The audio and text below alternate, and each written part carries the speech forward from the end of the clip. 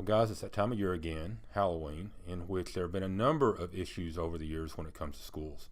This is Wes Hickey, director of the UT Tyler School of Education, and in this Weekly 5, we want to talk about some of the issues that have taken place in previous years in regard to Halloween. Well, it all came about at this point because, once again, Halloween is starting a debate as to whether or not kids ought to be able to wear their costumes to school. And there are a lot of reasons for this. First of all, many people kind of look at the socioeconomic issues there in that some kids bring very extravagant costumes to school while others cannot. There's also a lot of religious issues where a lot of individuals think that Halloween just simply sends the wrong message. And then there's also kind of the very pragmatic issue is that it just takes away from learning in many places, and so a lot of people don't like it for that either. But we have a long history of dealing with something with Halloween. One of my favorite stories came from 1984 in a teaching dispute.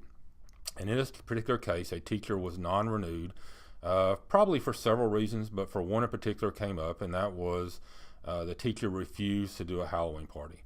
And frankly, what she came up to the principal and said, I don't like Halloween, it is against my religion. And the principal said, listen, it's been a long tradition here in our school, and if you will just set it up, I will come down there and excuse you during the actual Halloween party, and so you don't have to be a part of anything.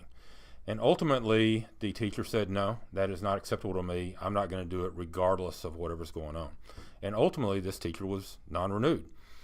When she appealed to the commissioner stated that the fact that the petitioner has a right to practice her religious beliefs free from school district interference does not mean that she may prohibit her students from engaging in activities that she personally finds morally offensible, and the school district has a right to insist that its employees comply with reasonable directives and cooperate with their superiors, even if it is relatively minor. So you had a principal that kind of went out of his way to make sure that things were going to work to accommodate the teacher in a lot of ways. The teacher just simply said, there's no middle ground here, I'm just simply not doing it.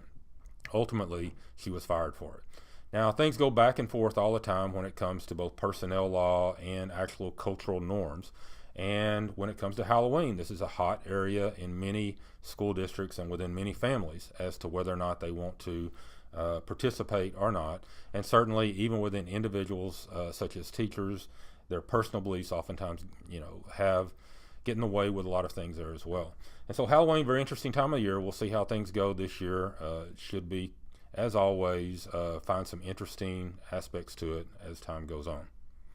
And here at UT Tyler, let us know what we can do, and remember to inspire and educate, be an architect for human potential.